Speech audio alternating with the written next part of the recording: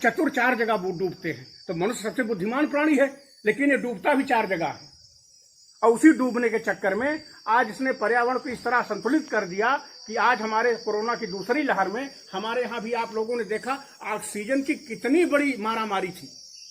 हमारी रेलवे ने मुहिम चला के ऑक्सीजन ढोया, जीवन रक्षक एक्सप्रेस चला करके ऑक्सीजन कंटेनर को ढोया गया, जिससे फिर सफलता मिली हमको, जीवन बचाने में हम सफल हुए। लेकिन कई प्रिय साथी हमारे शरीर छोड़ दिए। ये किसका नतीजा है? ये हमारी नासमझी का नतीजा है, ये हमारे कृत्यों का नतीजा है। ऐसे आप लोगों ने सुना रहा होगा ना, वेपन्स की, हथियारों की पागलपन की दौड़। जापान की हिरोशिमा नागासाकी सुना रहा होगा, परमाणु बम फेंक दिया था अमेरिका ने। आज भी वहां रेडिएशन का प्रभाव है।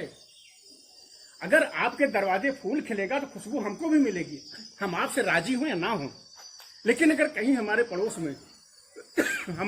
में अगर बम गिर रहा है, बारूद फूट रहा है, तो उसका खामियाजा, उसका प्रायश्चित हमको भी करना पड़ेगा, उसका असर हमको भी देखना पड़ेगा। तो आज 2 तरह का पागलपन पूरी धरती पे है। एक तो है ये कि हम अपनी जनसंख्या को अंधाधुंध तरीके से ना बढ़ने दें, उसको रोकें। और दूसरा क्या करें, अपनी खिलावट, सजावट, विलासता के पागलपन में इतना न चूर हो जाएं कि हम और जीव जंतुओं की जगत में दखलंदाजी करने लगे। जैसे हमारी आवश्यकता क्या है, हमको एक छोटा सा मकान चाहिए। मकान तो वैसे परमात्मा का है, सब ये इसी में हम जिंदा हैं। ताओ चौथे पंजाई नृप कानन, बुद्ध अपने भिक्षुओं को जंगल भेज दिया करते थे कि वहां प्रकृति नाच रही है, परमात्मा वहां नृत्य कर रहा है, वहीं जाओ, तुम्हारी चेतना वहां से रेजोनेंस करेगी। रेजोनेंस एक शब्द है, जब हमारे भीतर की चेतना बाहर की चेतना से मिलती है तो वो बड़ा एम्पलीट्यूड, आयाम पैदा करती है, उसी को रेजोनेंस कहते हैं। जैसे रेडियो है, रेडियो मोबाइल है आपका, इसके अंदर भी वेबसाइट है, लेकिन जब बाहर टावर पकड़ता है तो ये अपने आप चलने लगेगा। तो बुद्ध इसीलिए जंगल भेजते थे कि हमारी चेतना, जंगल की चेतना, वहां भी वही चेतना हमारी जब आपस में मिलेगी तो हमारे भीतर एक विस्फोट होगा, एक चेतना की ऊंचाई ऑटोमेटिक हमारे भीतर घटित होगी और हमको अपनी चेतना के उच्चतम शिखर को प्राप्त करने में, जिसको हम बुद्धत्व कहते हैं, एनलाइटमेंट करने में सरलता होगी। इसलिए जितनी आध्यात्मिक साधना है आपकी, वो जंगल के भीतर। ऋषि मुनि हमारे जंगल में रहते थे, या नदी के किनारे रहते थे, या पर्वत पहाड़ के ऊपर रहते थे। तो ये जो अस्तित्व में हमारे है, चाहे हमारा जल हो, नदियां हो, हमारे सागर हो, या हमारे जंगल हो, ये हमारे, चूंकि हमारे भीतर जो है वही बाहर है। आज सागर में हमारे यहाँ रहस्यदर्शी बताते हैं कि सागर के किनारे हमको क्यों अच्छा लगता है। हमारे भीतर 70-72% जल है ना, 70 से लेकर 73% जल है हमारे भीतर। इसीलिए जब भीतर का जल बाहर के जल से रेजोनेंस करता है आपस में, तो हमको बहुत आनंद मिलता है, हमारी चेतना ऊपर उठती है। यही रहस्य है इसका। लेकिन ये बिगड़ने ना पावे, सागर का जल हमारे, नदियों का जल हमारे प्रदूषित ना होने पावे। जो परिणाम भुगतना पड़ा भी हमको अभी पिछले पखवाड़े में, कि हमको जिस तरह से हमारे स्वजन शरीर छोड़े हैं सांस के बिना, आज हमको अपने वृक्षों की याद आती है, बरगद की याद आती है, पीपल की याद आती है, नीम की याद आती है, अशोक की याद आती है कि कहाँ चले गए। आज इनकी छत्र छाया होती तो शायद हमारी सांसें इस तरह न टूटती।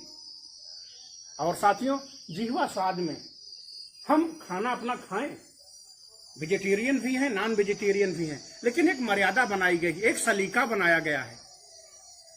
अभी एक बात निकल के आई कि एक पेंगुइन जानवर, बड़ा निरीह जानवर होता है, सीधा साधा जानवर माना जाता है, जंगली जानवर है, उसका लाके हम मांस खाने लगे। उसके मुंह से वायरस फैला, कोरोना वायरस। हमने किसी को सताया, वो निरीह था, हमको जवाब नहीं दे पाया, लेकिन इस अस्तित्व में नहिला पे दहिला पड़े हैं। ये अस्तित्व खाली नहीं है, तुमको कोई न कोई मिल ही जाएगा पागलपन करने के लिए। तुमसे बड़े पागल घूम रहे हैं यहाँ। तो क्या हुआ, पेंगुइन तो कुछ नहीं कर पाया, और दूसरा हमारे हथियारों की पागलपन की दौड़, हम कितने बड़े बन जाएं। रासायनिक हथियार बता रहे हैं, जैविक हथियार बनाने का नतीजा है, और एटॉमिक वीपन्स, न्यूक्लियर वीपन्स।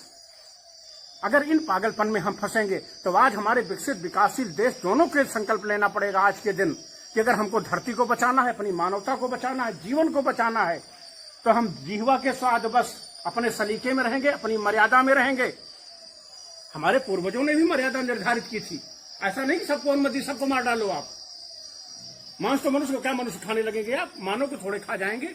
नहीं, आपको एक सलीका दिया गया, नॉन वेजिटेरियन है उसका सलीका दिया गया था, वेजिटेरियन है उसका सलीका दिया गया था। उस दायरे में रहिए आप, उसी सीमा रेखा में खड़े होने के लिए, ये संकल्प लेने के लिए 5 जून विश्व पर्यावरण दिवस पे हम लोग यहाँ खड़े हुए हैं।